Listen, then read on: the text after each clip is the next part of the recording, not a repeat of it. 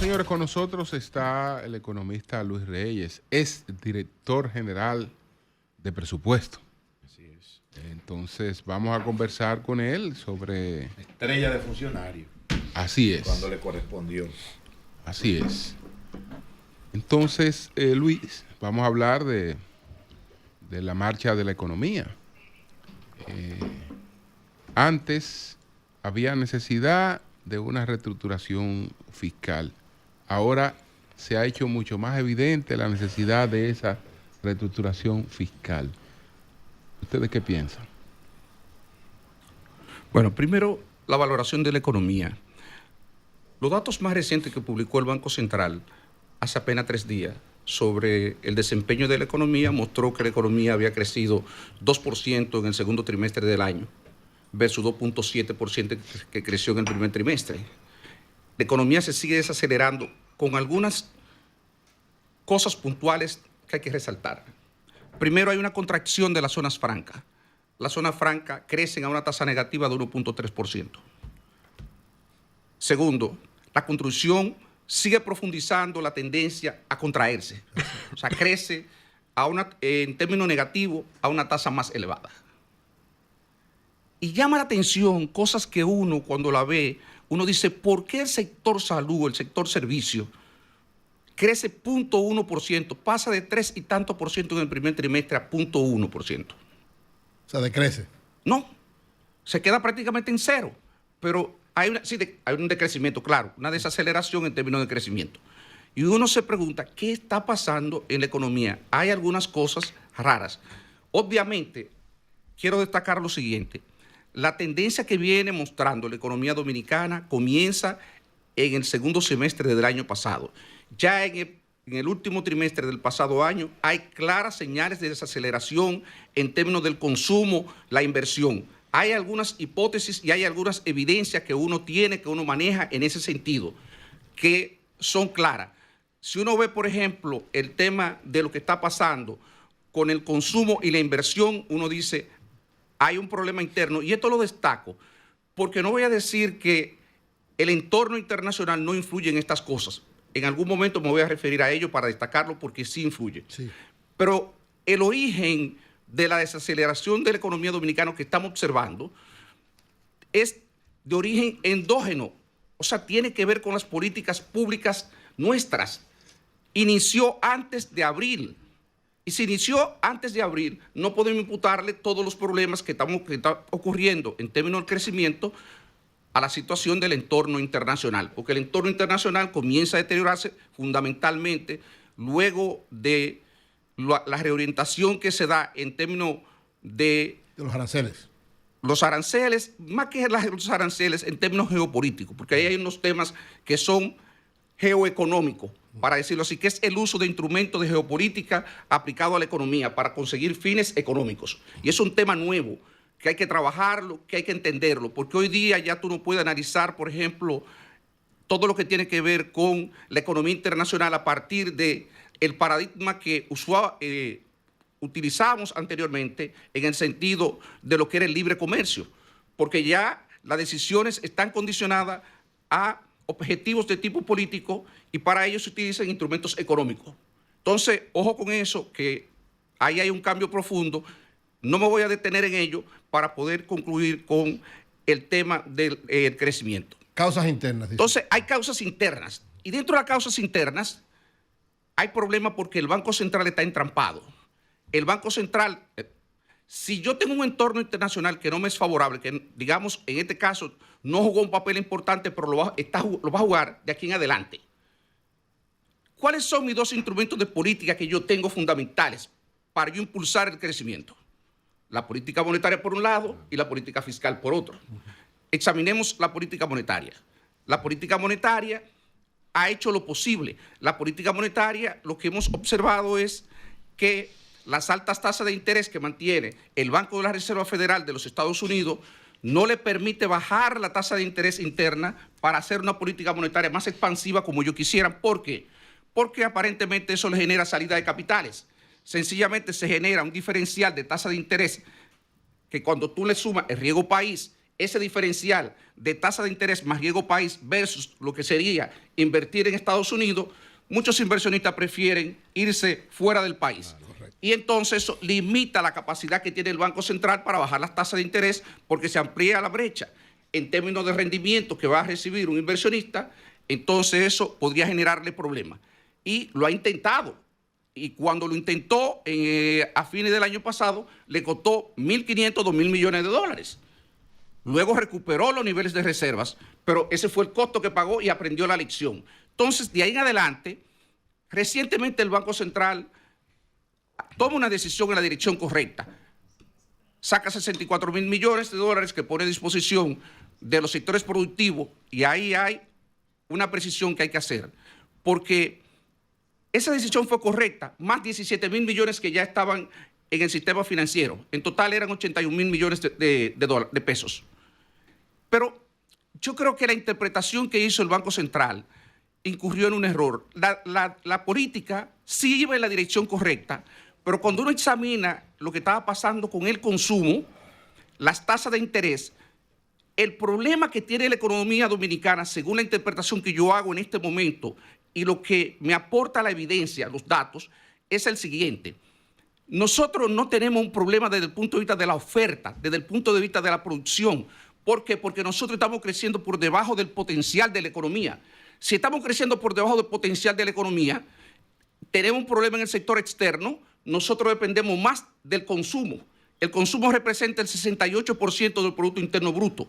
Entonces, esos 81.000 millones o los 64.000, yo pienso que el banco debió especializarlo, destinarlo exclusivamente al consumo y con una tasa, con un periodo de repago más largo, a 3 años, a 4 años, quizás, para que eso fuera más fácil para los consumidores poder endeudarse. ¿Por qué?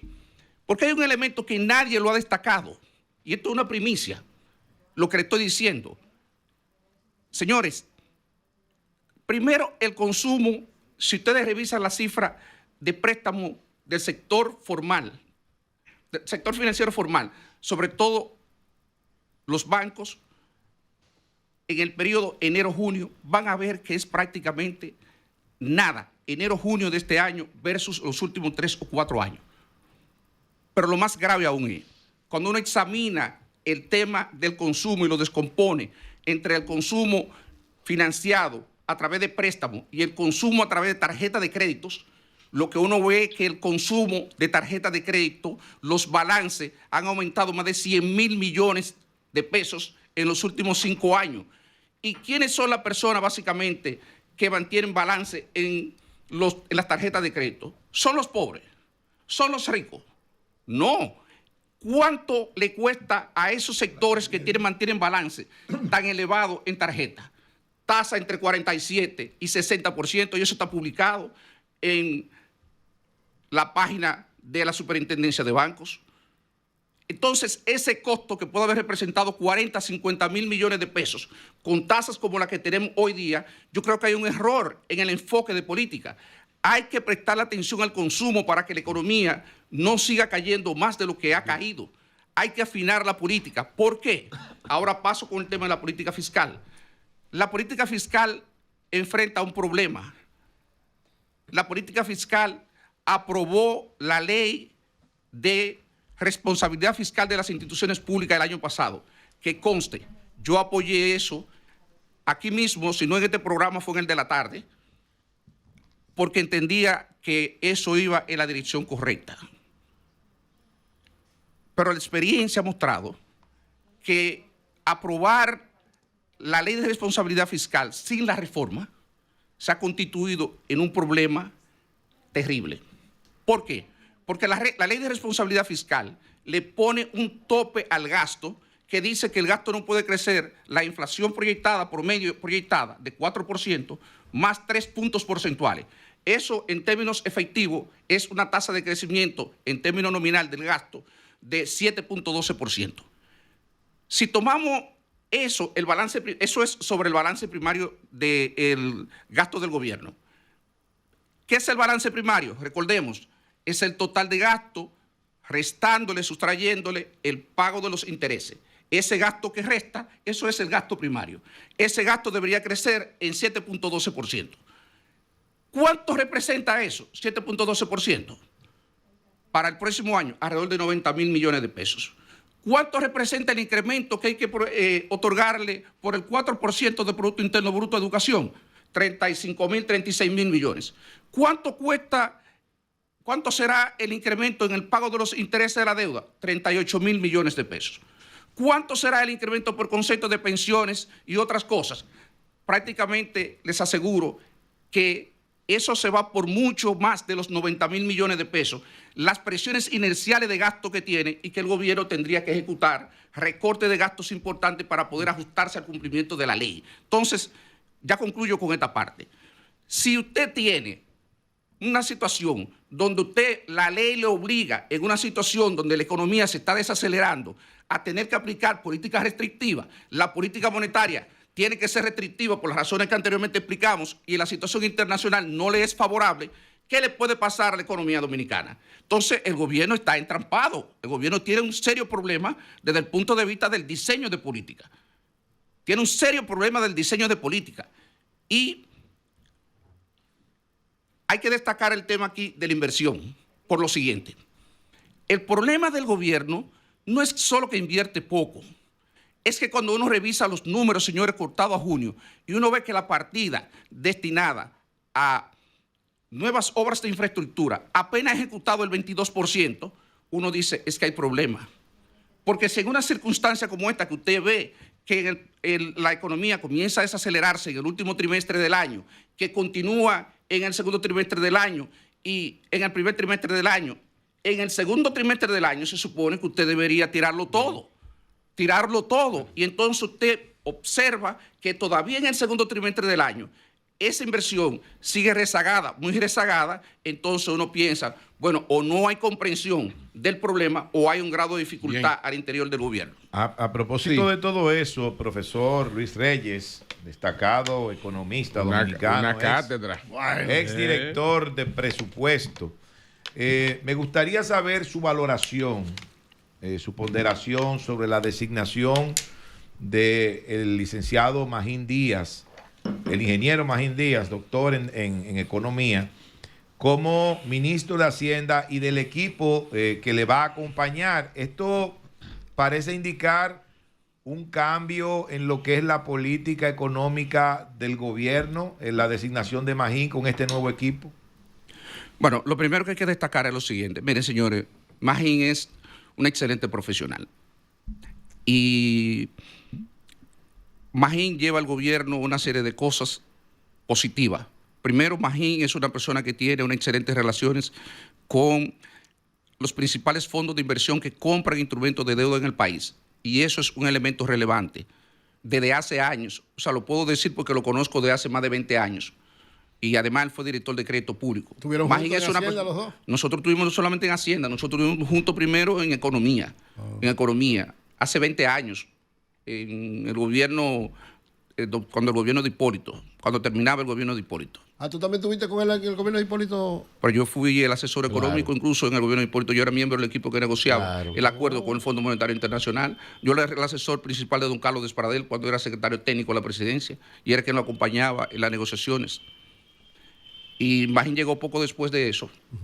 Magín llegó cuando sale don Carlos y llega Temo, y entonces desde entonces hemos interactuado en una y otra, en otro momento dentro del gobierno. Entonces, Magín tiene un gran conocimiento de todo lo que tiene que ver con la parte tributaria, tiene un gran conocimiento del Estado, y yo creo que poner eso al servicio, además es una persona de principio y es una persona que yo puedo decir desde ahora que la estabilidad macroeconómica del país está garantizada porque Magín no es una persona que se va a prestar a hacer tonterías, a jugar con la estabilidad macroeconómica.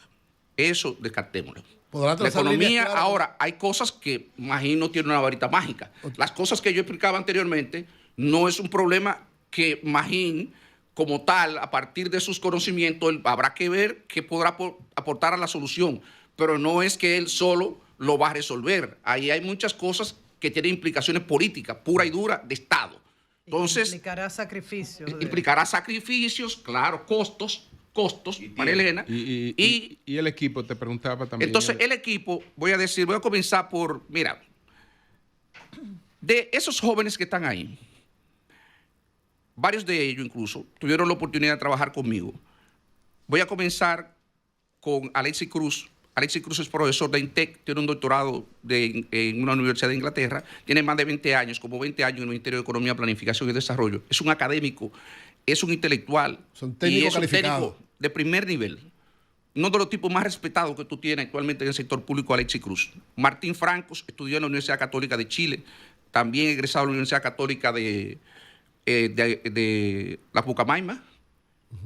Incluso fue director de la Escuela de Economía antes de Magín. Él era el director de la Escuela de Economía y es un académico. Camila, que es la nueva viceministra del área de política fiscal, es una joven que también estudió en la escuela, es de la más joven de todas, y estudió también en la Católica de Chile, y estudió en la Universidad Católica, es académica también. Okay. La directora de Crédito Público es una persona que viene del sector privado, del Citibank, y ella trabajó en el área de riesgo soberano y la parte de servicio de términos de préstamo soberano, estructuración de préstamo soberano del Citibank Nueva York, egresada de la Universidad de Nueva York en el área de finanzas, administración y finanzas. No la conozco, pero tengo muy buena referencia de ella. Y en sentido general, esas son las 4 áreas más importantes que se manejan en el ámbito de Hacienda. Yo te diría, Magín cuenta de ese punto de vista con un buen respaldo. José Rijo fue y me da la impresión también fue confirmado. Rijo asesoraba a diputados, le preparaba unas hojitas a diputados ahí en el Congreso. Don Luis. Asesoraba a diputados en la oposición. Julio, hasta la pregunta se me fue. Don Luis. Yo tenía una pregunta. Dos cosas, don Luis. En esta semana, el Fondo Monetario Internacional hizo una actualización de su proyección económica. Digamos que ligeramente mejoró sus proyecciones para todos los países. En lo que tiene que ver con Latinoamérica, habla de que las economías emergentes de mercado estarían proyectadas a crecer 2.2%. ¿Cómo eso pudiera impactar a la República Dominicana para tratar de mitigar un poco eso que usted señalaba hace un ratito? Y segundo, todas estas situaciones que se están dando en términos económicos, ¿cuál es su evaluación? Si tenemos, ¿verdad?, al mismo manager de hace 25 años, una persona que ha sido altamente exitosa en el manejo de la economía y su equipo. Hablo de don Héctor Valdés Arbizu. ¿Cuál sería entonces su lectura de que ahora estemos en esta situación con el mismo manager? Bueno, yo voy a hacer algunas valoraciones, Manuel, para poder responder tu pregunta. Y quiero reconocer que yo puedo estar equivocado en esto, porque al final es una valoración profesional, personal. Primero, el tema de el Fondo Monetario Internacional. Yo creo que el Fondo Monetario Internacional se precipitó en la revisión que hizo. ¿Por qué, Manuel? Por los aranceles. Porque ayer, claro, ¿qué decisión acaba de adoptar otra vez el presidente de los Estados Unidos? Lo creo igual. Termina golpeando a Brasil. Entonces la incertidumbre es la que provocó la revisión a la baja del crecimiento. Y cada vez que tenemos una salida como esa, terminamos en un mar de incertidumbre que no sabemos lo que va a pasar. Entonces, y además, yo te voy a decir algo. Si tú revisas la proyección en lo que concierne a la República Dominicana, el crecimiento de los Estados Unidos para el próximo año se quedó prácticamente igual, 1.6%. Y esa economía creciendo a tasa de 1.6% a nosotros no la cera.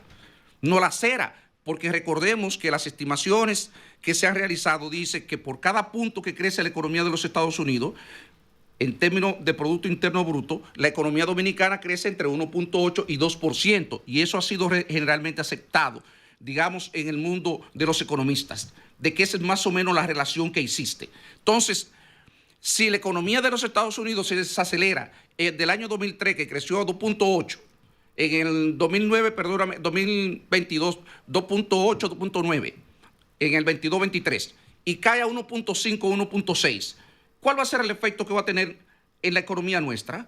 Entonces, te repito, yo creo que eso, en términos de la revisión, no va a tener mayor impacto para la República Dominicana.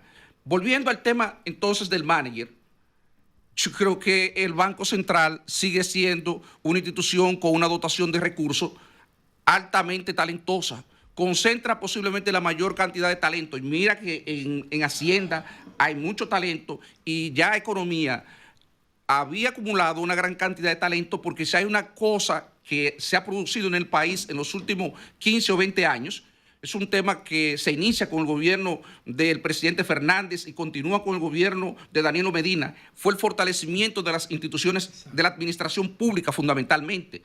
Y digamos que ahí se fueron depolitizando un poco, no estoy diciendo que eso desapareció completamente, pero sí comenzaron a tener mayor espacio técnicos, digamos, que tenían una tradición, que no venían de la tradición política. Y entonces eso da lugar incluso a que una persona como Magín pueda llegar a ser ministro de Hacienda y que el equipo que lo rodea en su mayoría sean tecnócratas. Entonces, el tema es que ese equipo, primero, yo creo, que el Banco Central, y esto lo digo, no solamente el Banco Central, aquí no ha habido una discusión profunda. Yo te he escuchado varias veces, bueno, en los comentarios que tú haces, y oigo a doña Consuelo a veces, referirse a los temas geopolíticos. Yo te voy a citar lo siguiente. Con la evidencia que tenemos hasta ahora, todo parece indicar que el paradigma que existía, en el que nos manejamos durante muchos años, cambió y vamos de un mundo unipolar a un mundo multipolar y posiblemente a la creación de bloques comerciales. Y es, ¿qué implicaciones podría tener para el comercio internacional y una economía pequeña y abierta como la República Dominicana? O sea, esos son los aspectos de geopolítica que se supone que las personas, los políticos, deberán estar viendo. El mediano plazo, el largo plazo, cómo vamos a estructurar una política que permita que realmente nosotros podamos sobrepasar eso de la mejor manera posible.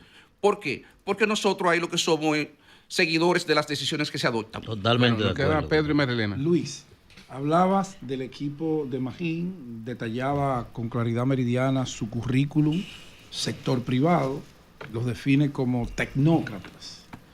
Yo no tengo muy buena imagen de manejos económicos de los países de la región cuando los gobernantes apostaron a tecnócratas, independientemente de que esa cabeza que está ahí sí tiene experiencia de Estado, de administración pública, porque ya lo ha demostrado. ¿No te preocupa que ese equipo de tecnócratas, sin una experiencia en lo que es el sector público, que es muy diferente y complejo con relación al sector privado, pueda ocurrir lo que pasó en Venezuela de Carlos Andrés Pérez en su último periodo? Sí, te voy a responder con una preocupación que tengo, Pedro. Cuando leía la ley de fusión que se creó y se promulgó recientemente, y veía los cambios en términos de las atribuciones, de las funciones que tienen cada uno de los viceministerios. La descripción. Pero en términos funcional. Yo decía, ahí hay un cambio importante y es que le da unas atribuciones muy específicas a los viceministros y yo no sé el alcance porque obviamente ellos están sometidos a una relación de jerarquía con el ministro, pero al mismo tiempo ellos tienen mandato amparado en la ley. Y eso yo no sé hasta qué punto un día podría generar tensiones y dificultades en la gestión. Porque si todo lo demás siguiera como lo habíamos manejado hasta ahora, yo te aseguro que es muy sencillo. Con la experiencia de Estado que tiene Magín, llama a un viceministro de eso y lo instruye y le dice, lo que vamos a hacer en este caso es lo siguiente, y ese ministro debería de ese viceministro debería de seguir la instrucción de Magín. Yo no sé si existen las condiciones hoy día institucionales para que eso se produzca y en caso de un impasse, cómo eso se resolvería. Te lo digo con honestidad porque realmente es un tema que está en desarrollo todavía. Marilena. Retomando el panorama que describió al principio sobre la economía, ¿se va a mantener esa tendencia en lo restante de este año? 5 meses que quedan, sobre todo en esos aspectos que describió, zona franca, construcción, sector salud, consumo e inversiones. Lo primero es, María Elena, que la Reserva Federal está actualmente precisamente en medio de una reunión y hay muchas presiones al interior del gobierno dentro de Estados Unidos para que la Reserva Federal comience a bajar las tasas de interés. Incluso se habla que por primera vez en más de 30 años hay 2 miembros de la Reserva Federal que podrían votar en contra del presidente. Normalmente las decisiones, si no son unánimes, nunca hay más de un disidente. 2, sería la primera vez que ocurre en más de 30 años, y eso dice la presión a la que está sometido el presidente de ese organismo. Si la Reserva Federal comienza a bajar las tasas de interés, eso tiene otras implicaciones que no tenemos tiempo de explicarlas, pero lo importante es que para el Banco Central de la República Dominicana eso le podría ir dando respiro para comenzar a bajar la tasa de interés y ayudar a que la economía termine el año de la mejor manera. Pero no la bajó la Reserva Federal. No la bajó. La bajó, la dejó igual. Y la va a revisar en septiembre, aparentemente. De nuevo, Yemeto la va a llevar a septiembre. Entonces, aun cuando la revisara en septiembre, el efecto ya que tendría, porque las medidas de política monetaria tienen un efecto rezagado de varios meses. Exacto. Fíjense que el Banco Central adoptó la medida de poner a disposición 81 mil millones de pesos y todavía no se han podido ni siquiera colocar, desembolsar. Y luego tener el efecto en el circuito económico toma más tiempo. Hay un efecto, digamos, de varios meses para comenzar a ver esos efectos. Si la FED toma una decisión en septiembre, nosotros prácticamente no vamos a ver los beneficios de eso en este año. Lo veríamos prácticamente a partir del próximo. ¿Qué pasa? Que en los meses de agosto y septiembre fueron meses de elevado crecimiento del IMAE, del índice mensual de actividad económica, y crecieron a más de 5 o 6%, y dado el poco impulso que muestra la economía, uno esperaría que esos meses de año por lo menos se desaceleren, y uno no esperaría un buen comportamiento entonces del tercer trimestre del año, y podríamos estar llegando al tercer trimestre del año, si tenemos 2.4% de crecimiento acumulado de enero a junio, y podríamos llegar a septiembre, digamos, en una situación ligeramente menor, pero por debajo del 3%. Y ya crecer por encima del 3% tendría que ser un desempeño extraordinario de la economía en el último trimestre del año. Esas son más o menos las proyecciones, la perspectiva de corto plazo. Luis, las políticas, tú dices que está vinculada ahora mismo a políticas económicas que están determinadas por acciones políticas, es lo que Trump ha estado planteando. Entre ellos, ¿verdad?, lo que son estas últimas medidas que ha tomado con la economía mundial y con la economía dominicana también. ¿Va a afectar los aranceles? ¿Piensas tú que este asunto de los aranceles puede afectar sensiblemente la economía dominicana si no hay una variación como el gobierno está buscando, o si podrá tener resultado el gobierno en esa gestión que está haciendo con Trump? Es que yo creo que, y eso es una cosa que también el gobierno de verdad, yo creo que ha tenido problemas para gestionarlo. Miren, el mayor impacto que podría tener la economía dominicana no es el impacto directamente a través de los aranceles, sino de manera indirecta. ¿A través de qué? De la disminución del crecimiento del comercio internacional, y esa disminución del comercio internacional, el impacto también que pueda tener en el crecimiento de la economía de los Estados Unidos. Entonces, si la economía de los Estados Unidos, en este caso, por efecto de los aranceles, aumentara la inflación, y la FED, que está reticente a bajar las tasas, se viera obligado a mantenerla o a subirla, porque incluso las proyecciones de inflación en Estados Unidos ahora mismo están dando 3%, digamos, con una desviación importante de un punto porcentual respecto al 2% que persigue la FED. La FED se viera obligado a mantener esa tasa de interés. Entonces, eso haría que el Banco Central tuviera que ajustar nuestra tasa de interés y nuestras posibilidades serían peor. Entonces, ese efecto indirecto es mayor que incluso el efecto que puede tener a través de la imposición del arancel del 10% que estamos pagando actualmente por todas las exportaciones. Y eso se tiene subestimado. Entonces es un problema de tipo ya de análisis macroeconómico que el gobierno debería profundizar más en estos aspectos. Bueno, finalmente, Vigilio, usted que es hermano... Usted puede pedir este programa ya, usted que es hermano de un economista, ¿alguna observación sobre esta cátedra? ¿Alguna observación sobre esta cátedra? Lo que yo veo... Está dimensionando, porque lo que él debería decirle, ¿usted aprendió algo de la cátedra? Lo que yo puedo decir de don Luis... Virgilio es hermano de uno de los mejores economistas de América Latina. Yo soy hermano de Daniel. Eso no se asimila. Y de José, y no será de auditoría. Lo que yo puedo decir de don Luis Reyes es que esa camada de economistas que fueron graduados de la Universidad Autónoma de Santo Domingo es brillante. Porque todos los que están ahí han aportado sus conocimientos a favor de la República Dominicana, y don Luis Reyes es un especialista de eso. Yo, Maestro, ya me agobera. Me siento bien. De esto así, Gracias a ustedes, como siempre. Gracias, don Luis. Gracias a ustedes, señores. Cambio fuera. Gracias.